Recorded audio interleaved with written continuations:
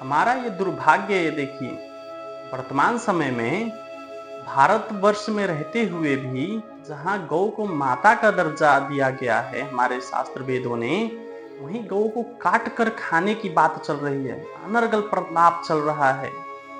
सनातन धर्म केवल पूजा पद्धति नहीं, बल्कि करुणा, प्रकृति, सह अस्तित्व और समस्त प्राणियों के प्रति सम्मान का जीवन दर्शन है। इसी कारण गौ माता को केवल एक पशु नहीं, बल्कि पोषण, समृद्धि और धर्म और मातृत्व का दिव्य स्वरूप माना गया है। वैदिक ग्रंथों में गौ को अघन्य कहा गया है, अर्थात ऐसी चीज जिसे कभी हिंसा का पात्र ना बनाया जाए। मनुष्य के जीवन में गौ माता का योगदान जन्म से लेकर जीवन के अंतिम संस्कार तक किसी ना किसी रूप में बना रहता है। दूध, दही, घी, गोमूत्र और गोबर, इन पांचों को मिलाकर पंचगव्य कहा गया। इनका उपयोग यज्ञ, धार्मिक अनुष्ठानों, आयुर्वेद, कृषि और ग्रामीण जीवन में प्राचीन काल से होता आया है।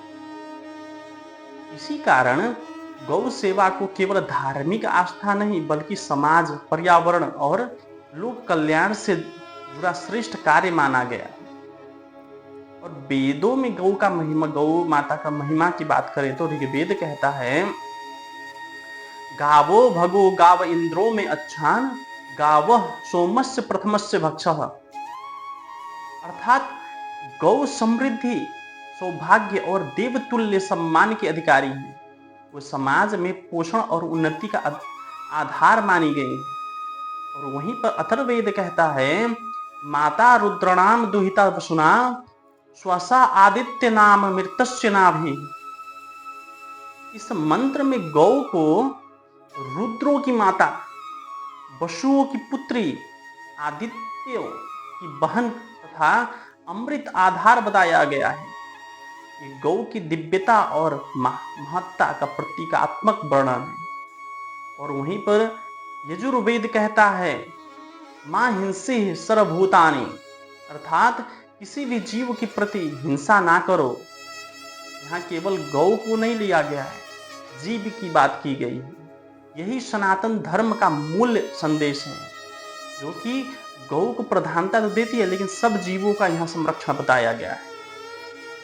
और महाभारत में भी गौ का बहुत बढ़िया सा गौरव बताया गया है।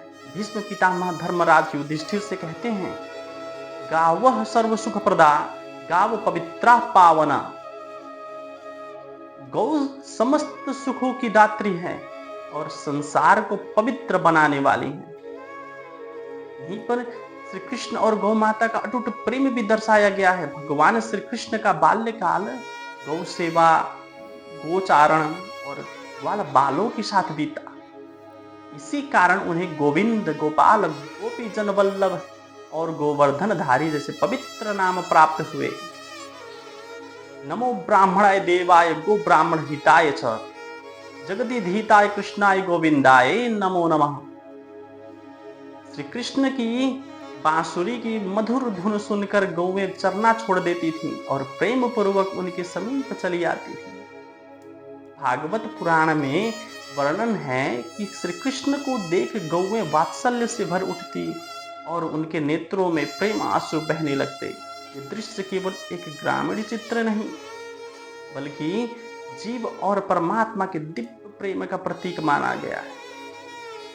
कामधेनु का आध्यात्मिक संदेश भी हमें यहाँ पर मिलता है। पुराणों में कामधेनु को दिव्य गौ के रूप में वर्णित किया गया है, जो इच्छित फल प्रदान करने वाली मानी जाती है। इसका गुण अर्थ ये है कि गौ पालन से समाज में अन्न, स्वास्थ्य, समृद्धि और प्रकृति का संतुलन बना रहता है।